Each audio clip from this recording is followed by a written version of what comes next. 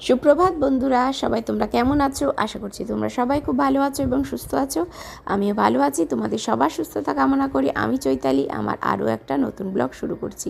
তো last blog যেটা দিয়েছিলাম তো সেটা হলো শনিবারের, এবং তোমরা দেখেছো আমরা শিয়ালদার উদ্দেশ্যে ট্রেনে উঠেছিলাম। তো এখন বাজে ভোর 4:15 মতো। তো আমরা শিয়ালদাতে নেমে পড়েছি।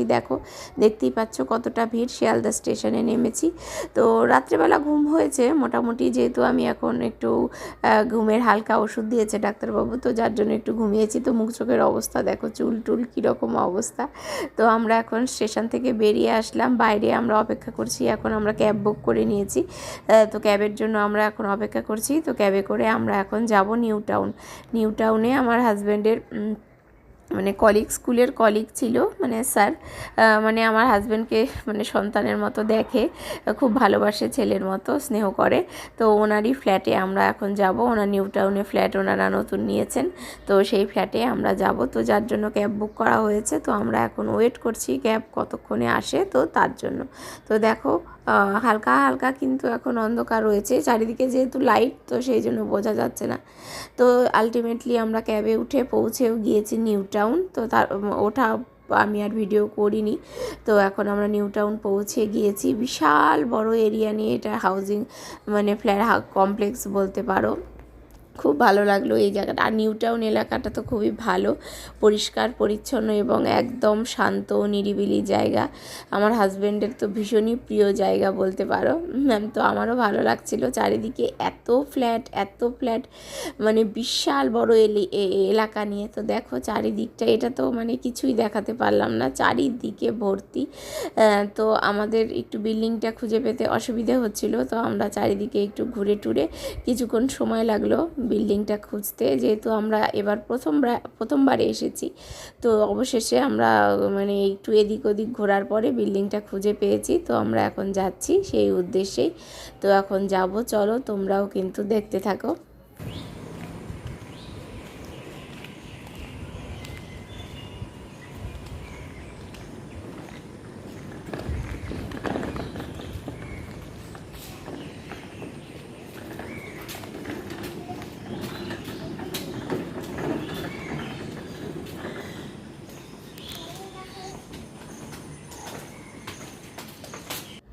তো আমরা উঠে গেলাম দোতলায়। তো উঠে দেখো আমার হাজব্যান্ড এখন তালা খুলছে। আর এই সময় মেয়ের সারা রাস্তা ভালোই আসলো, কিন্তু ওর এখনই এসেই ঢোকা মাত্র ও বলছে যে আমার একদম পেট ব্যথা করছে। ও গা গোলানোটাকে না বুঝতে পারে না, ও পেট ব্যথা বলে। তো ওর গাড়িতে উঠলে এই সমস্যাটা ইদানিং হচ্ছে, যে আমরা ক্যাবে করে আসলাম না অনেকটা সময়, তো ওর তাতে একদম গা গুলিয়ে গেছে। তো বমি বমি পাচ্ছিল, বলছিল। তো ঢুকতেই একদম ও বমি করে দিল। মানে বমি তো সেরকম কিছু করেনি, ওই দেখো ওর মুখটা দেখো, বলছে ও এখন বলছে ওর পেট ব্যথা করছে, কান্নাকাটি করছিল। তো মানে বমি, যেহেতু খালি পেট, বমিতে তো কিছু বেরোয়নি। তো যাই হোক, তারপরে একটু ওকে ওষুধ খাইয়ে দিলাম, ওষুধ খাইয়ে একটু জলমুড়ি খাইয়ে দিয়েছিলাম। খাইয়ে দিয়ে আমরা একটু রেস্ট নিচ্ছিলাম। আর দেখো মেয়ে এখন ঘুমিয়ে গেছে, যেহেতু ভোরবেলার থেকে জার্নি চলছে। তো আমি বললাম একটু ঘুমোলে ওর শরীরটা ভালো লাগবে। আর আমরাও এইভাবে একটু রেস্ট নিচ্ছিলাম। তো যাব, একটু পরে বেরোবো। বেরিয়ে আমরা একদম খাওয়া দাওয়া করব, খাওয়া দাওয়া করে একদম কিন্তু আমরা এয়ারপোর্টের উদ্দেশ্যে বেরিয়ে যাব। তো আমরা এখন রেডি হয়ে গেছি। রেডি হয়ে আমরা এখন একটু নিচে যাব, একটু ঘোরাঘুরি করে তারপরে যাব খেতে। এখন 10টা বাজে। তো খাওয়া দাওয়া করে তারপরে আমরা বেরিয়ে যাব এয়ারপোর্টের উদ্দেশ্যে আর কি। তো চলো এখন নিচে যাই। সবাই, মেয়েও রেডি, হাজব্যান্ডও রেডি। আচ্ছা দাঁড়াও, খুলে যাবে।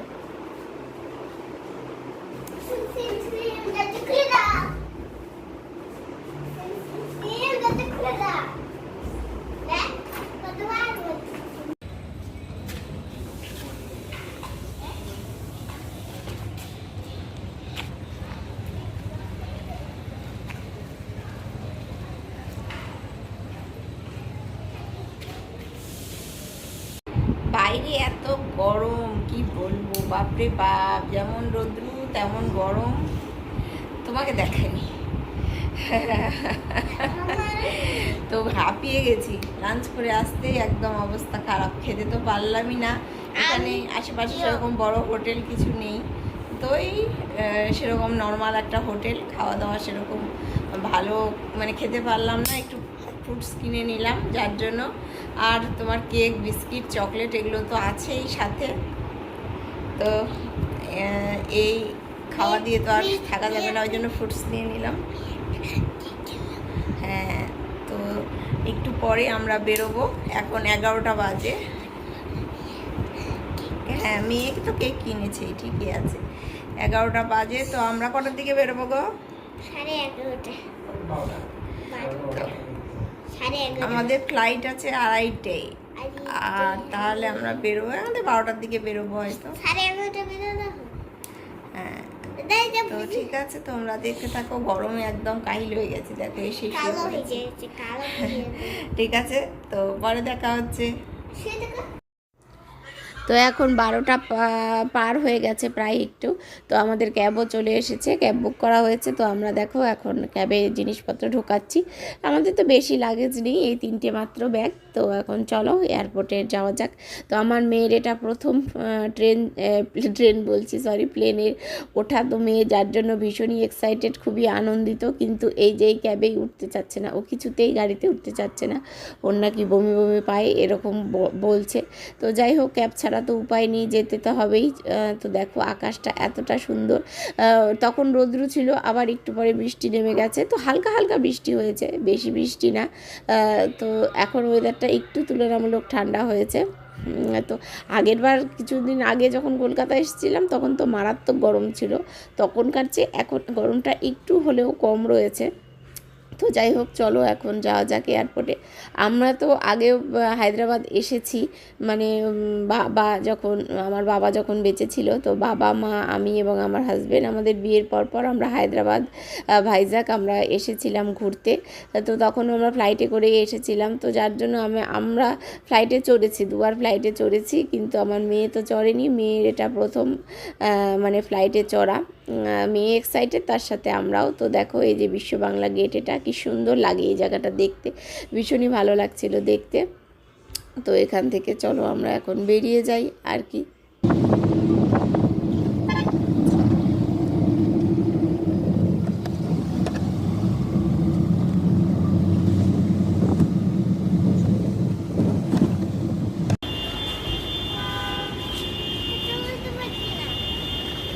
বাবা ধরবে, তুমি তখন ধরো।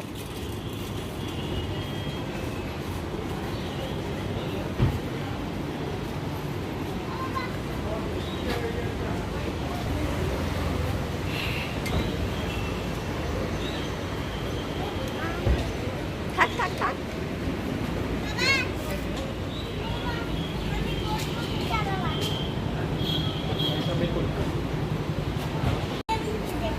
এটা পরে নাও, পরে নাও।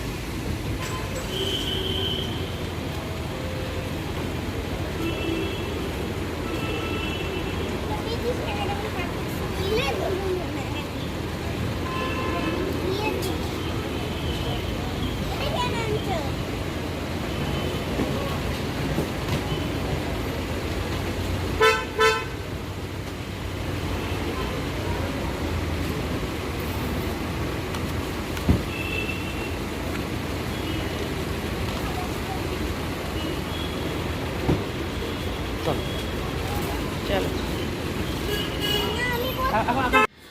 দেখতেই পেলে আমরা এয়ারপোর্টে কিন্তু পৌঁছে গিয়েছি। তো পৌঁছে গিয়ে আমার হাজব্যান্ড টিকিট সমস্ত বের করে নিল, টিকিট এবং আমাদের আধার কার্ড।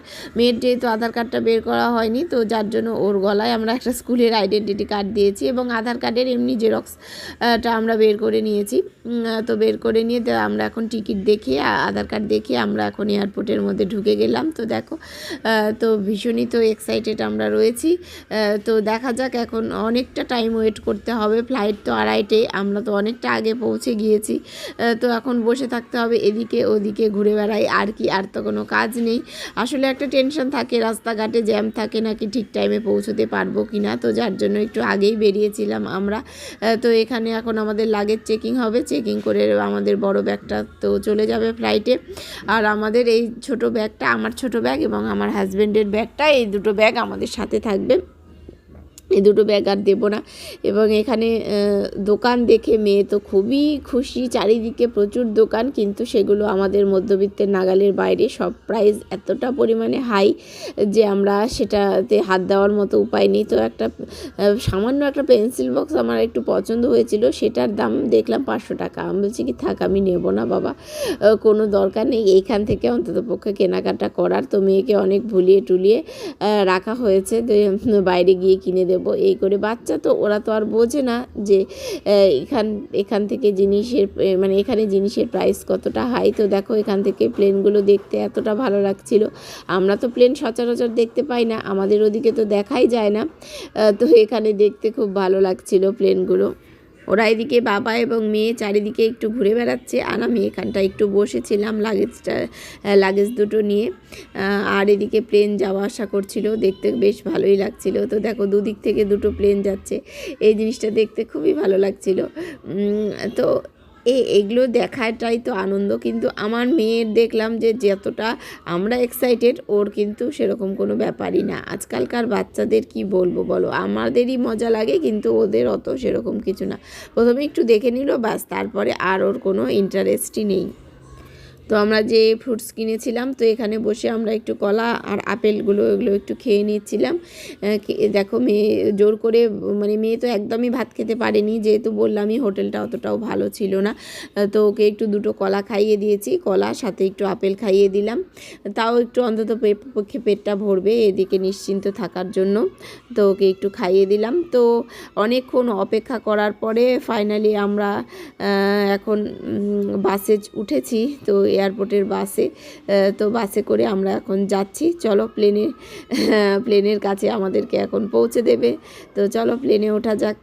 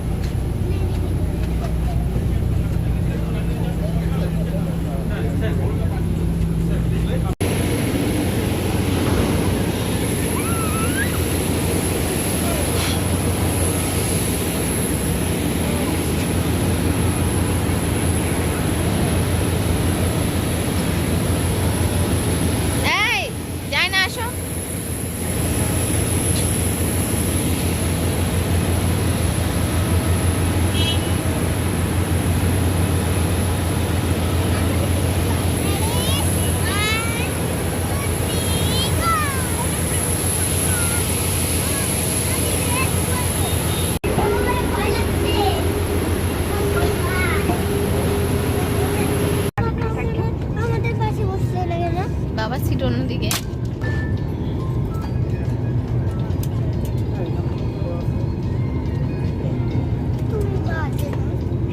আমি কি করবো,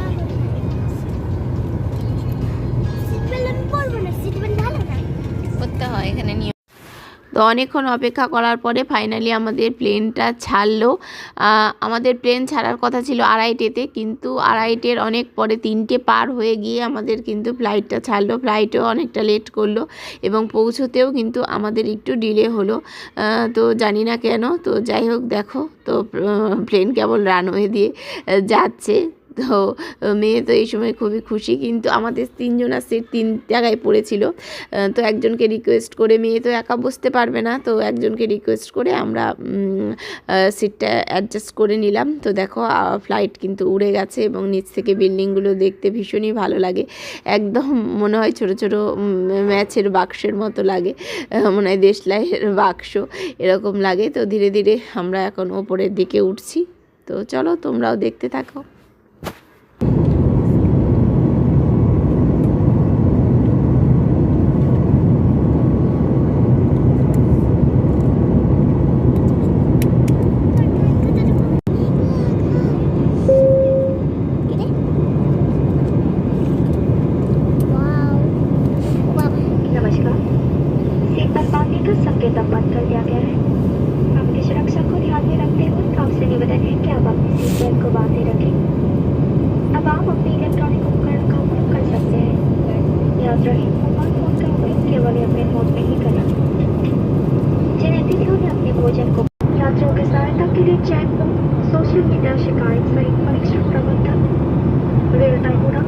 छूट उड़ान अनुसूची सेवा संबंधी किसी और जानकारी के लिए www.aircea.gov.in पर लॉगिन कर सकते हैं। Terminus অবশেষে আমরা প্লেন থেকে নামলাম। তো নামার সময় আর কোনো ভিডিও করা হয়নি। হাজব্যান্ড অন্য দিক থেকে নেমেছে এবং আমি আমার মেয়ে অন্য দিক দিয়ে আসলাম। তো এসে আমরা এখন 3 নম্বর বেল্টে আমাদের ব্যাগটা লাগেজটা পাওয়া যাবে। তো আমরা 3 নম্বর বেল্টের কাছে এসে এই দেখো আমরা এখন অপেক্ষা করছি। তো লাগেজটা আসলেই আমরা কিন্তু এয়ারপোর্ট থেকে বেরিয়ে যাব।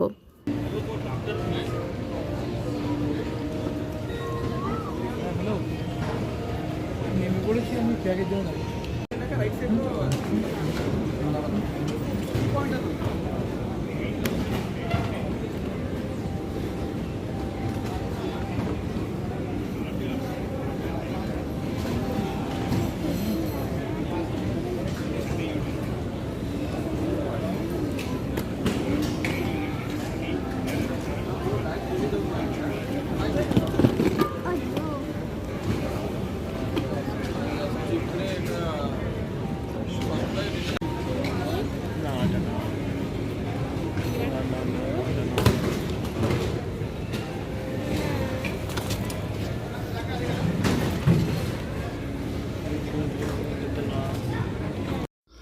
তো আমরা আমাদের লাগেজ কালেক্ট করে নিলাম। তো কালেক্ট করে নিয়ে চলো এখন বেরিয়ে যাই। কিন্তু মেয়ে এই সময় এতটাই ওর শরীর খারাপ লাগছিল, তো তখন বাবার কোলে উঠে গেছে। ওর বমি বমি পাচ্ছিল। ও সারাদিন সেরকম খাওয়াও কিছু হয়নি, আর এত ধকল, তো বাচ্চা একটু শরীর খারাপ হয়ে যেতেই পারে। তো আমরা একটা জায়গায় একটু বসেছিলাম। তো ওখানে মেয়ে বমিও করে দিল। বমি করে দেওয়ার পরে আবার ওকে একটু ওষুধ খাইয়ে দিয়েছি। ওষুধ খাইয়ে দিয়ে তো দেখো আমরা এখন উবেরের জন্য অপেক্ষা করছি। এটা উবেরের মানে ক্যাবের জন্য। তো ক্যাবেরও প্রচুর লাইন দেখো পড়ে গেছে, এখানে কত বড় লাইন দেখতে পাচ্ছ। তো আমাদের যখন সময় আসবে তো আমরা ক্যাবে উঠে চলে যাব। তো দেখো ফ্ল্যাটে এসে আমরা শুয়ে পড়েছি। এই যে হ্যাঁ, আন্টিকে পরে দেখাবো। তো আমার হাজবেন্ড আর ওর বন্ধু গেল আবার মার্কেটে মেয়ের জন্য ক্লে আনতে। তো আমি শুয়ে পড়েছি, মাথা প্রচণ্ড ব্যথা করছে, একদম ভালো লাগছে না। ফ্লাইটেও দেরি, মানে ফ্লাইট তো 2:30টায় ছাড়ার কথা, সেখানে 3টের পরে ছাড়লো। তারপরে লাগেজ কালেক্ট করতেও দেরি, উবের বুক করে উবেরও দেরি, মানে সব কিছুতে প্রচুর লেট হয়ে গেছে। তাছাড়া আরও আগে আসার কথা ছিল। আমরা মোটামুটি 8টার দিকে এখানটায় আসলাম, অনেকটা লেট হয়ে গেছে, অনেকটা। তো যাই হোক, তোমরা কিন্তু ব্লগটা দেখতে থাকো। আমরা এসে এখানে আর দেখানো হয়নি, এসে ফ্রেশ হলাম। ফ্রেশ হয়ে চা, জিলিপি, মুড়ি টুড়ি আর কিছু খাবো না বললাম, যে আরও কিছু ওরা বলছিল খেতে। হচ্ছে না, সারাদিন যেহেতু না খাওয়া প্রায়, মেয়ে তো বমি টমি করে অবস্থা খারাপ, ওই জন্য মুড়িটাই খেলাম।